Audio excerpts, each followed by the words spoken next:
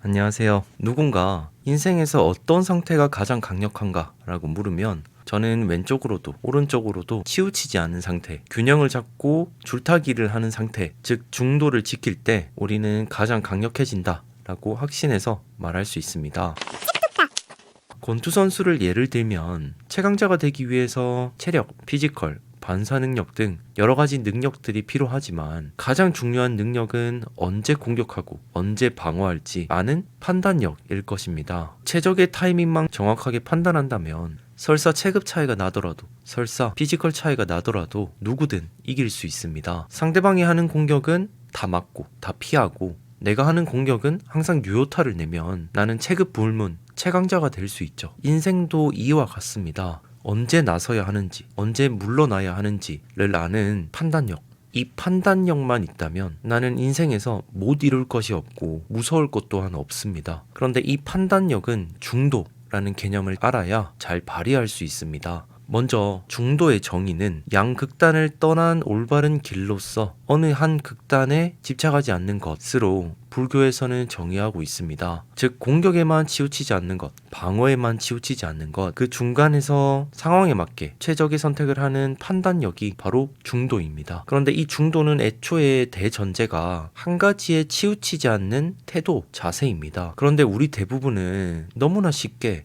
한 가지에 매몰된 인생을 살아갑니다. 대표적으로 긍정 심리학을 예를 들어보죠. 긍정적으로 사는 것이 좋다. 긍정의 상상이 현실을 만든다는 이야기 등 한때 긍정이면 만사 오케이라는 식의 생각들이 만연하던 때가 있었습니다. 저 또한 긍정에 누구보다 심취했던 적이 있었죠. 하지만 긍정에 매몰되어 치우치면 생기는 문제점이 한두 가지가 아닙니다. 먼저 그 문제의 첫째는 회복 탄력성을 잃게 된다는 점입니다. 실패해도 그 쓰라림을 견디고 극복해야 하는데 매 순간들을 긍정적으로만 인식하다 보니 작은 실패들을 실패로 인식하지도 않습니다. 그러다 보니 나의 회복 탄력성은 0에 가까워지고 그러다 긍정적으로도 덮어버리지 못하는, 착각하지 못하는 큰 실패에 마주하게 되면 그 실패를 온전히 무방비로 맞게 됩니다. 비유를 하자면 다리가 불편한 장애인이 UFC 선수에게 로우킥을 맞는 셈이죠. 그렇게 회복 탄력성이 0인 상태에서는 큰 실패에 마주했을 때 크게 무너져 회복 불가능한 상태가 되어버립니다. 반면에 평소 긍정과 부정 둘 중에 균형을 잡으며 줄타기하는 삶을 살았다면 인생을 무작정 잔밋빛으로 보지 않고 부정적인 상황도 그 자체 부정적으로 보게 됩니다. 그 결과 사소한 고통과 회복을 반복하면서 나도 모르게 높은 회복 탄력성을 기르게 되죠. 그리고 이 높은 회복 탄력성을 가진 상태에서는 큰 실패를 마주해도 긍정에만 치우쳐서 무너져버린 경우와는 달리 힘들어도 금세 빠르게 일어날 수 있는 것이죠. 그리고 긍정에만 치우치면 생기는 문제, 둘째는 바로 능력 발전 제한입니다. 우리는 내 실력을 발전시키기 위해 연습이라는 것을 합니다. 그런데 이 연습은 긍정적으로 즐기기만 해서는 제대로 이루어지지 않습니다. 반드시 고통을 인내하는 과정이 필요하죠. 그러나 평소 긍정에 심취해 있는 상태라면 이런 고통의 과정을 소홀히 하거나 아예 무시해 버리기까지 합니다. 이렇게 되면 그 사람에게 더 이상 발전은 없습니다. 그러면 이와 정반대로 노력에만 치우치면 생기는 문제도 한번 살펴봅시다.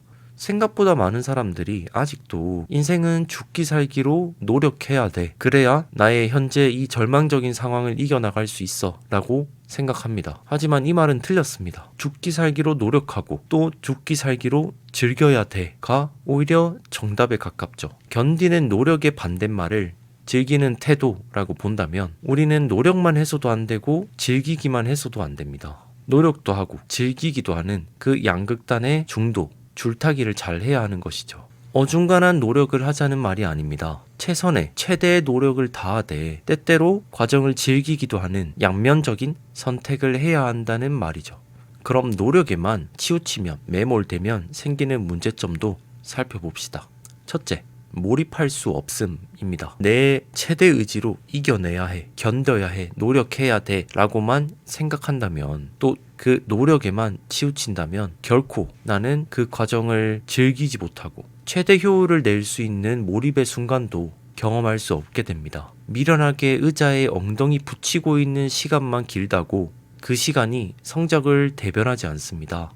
성적이 좋은 최상위권 학생들은 절대적인 공부 시간, 양보다 그 시간의 질, 최대 효율을 내는 것에 집중합니다. 즉, 누구보다 빠르게 몰입 상태에 들어가고 그 상태를 즐길 줄 아는 학생이 바로 최상위권 학생들이죠. 그런데 그들이 노력을 하지 않는가? 라고 하면 또 그렇지 않습니다. 그들이 견디는 노력 또한 누구에게도 뒤지지 않을 정도로 어마어마한 노력을 다하죠. 매 순간 노력과 즐기는 태도 사이를 줄타기하며 균형을 찾되 노력과 즐기는 태도 둘 다 최대치를 이끌어내는 것에 집중하는 것입니다. 그리고 노력에 치우치면 생기는 문제점 두 번째는 노력했는데도 안 바뀌면 환경 탓을 한다는 점입니다. 세상은 노력한 만큼 성공하는 것이야 라는 단순한 생각을 가지고 있다면 그 단순한 생각만큼이나 쉽게 좌절하게 됩니다. 나를 포함해 주위에 새벽부터 열심히 노력하는 사람들은 많지만 그들이 모두 자수성가를 하고 성공하는 삶을 사는 것은 아니기 때문이죠. 그리고 원래 인생은 불공평해. 내가 아무리 발버둥 쳐도 인생은 바뀌지 않아 라는 결론을 내려버리죠. 그렇게 세상 탓, 환경 탓을 하면서 내 탓이 아님을 변명하며 세상에서 숨어버리는 선택을 하게 됩니다. 노력을 했는데도 안 바뀌는 건 노력만 했기 때문입니다. 노력뿐 아니라 즐기기도 해야 합니다. 노력과 즐김, 이 두 가지는 상반된다는 이유만으로 노력할 때만큼은 즐김을 제약시하고 일부러 피해버리는 경우가 많죠. 내가 즐기고 있다면 최대로 노력하는 것이 아니라고 생각하는 것입니다. 하지만 버티고 인내하는 최대의 노력도 해야 하고 주의를 집중하여 몰입의 상태에 드는 즐기는 태도도 필요한 것이죠. 몰입이 무슨 즐기는 태도냐라고 반박하시는 분들은 평소 내가 좋아하는 취미활동을 떠올려 봅시다. 그 취미활동은 예외 없이 모두 몰입의 경험을 했을 것입니다. 그래서 이 노력과 즐김은 동시에 공존할 수는 없지만 시간을 두며 번갈아 가며 함께 할 때만이 나의 능력 100%를 활용했다 라고 말할 수 있는 것이죠.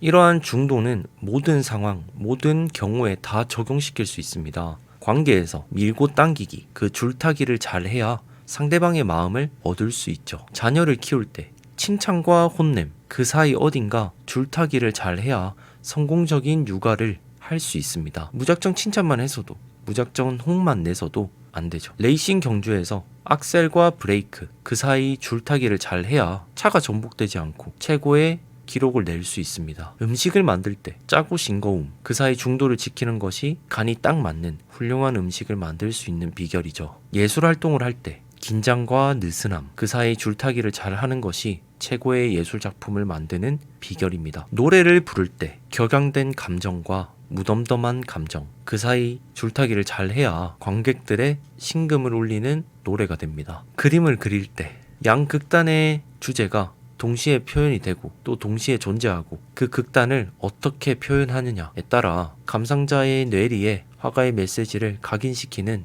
훌륭한 예술 작품이 되는 거죠. 이렇게 인생은 양극단에서 줄타기를 할 때만이 가장 빛나고 특별하게 됩니다. 그런데 왜 나를 포함한 대부분의 사람들은 아직도 한 가지에 매몰된 채 인생을 살아가는 걸까요? 이에 대한 이유는 다음 영상에서 이어가도록 하겠습니다. 오늘 영상은 여기까지고요. 내용에 대한 비판은 언제나 환영입니다. 그럼 이만.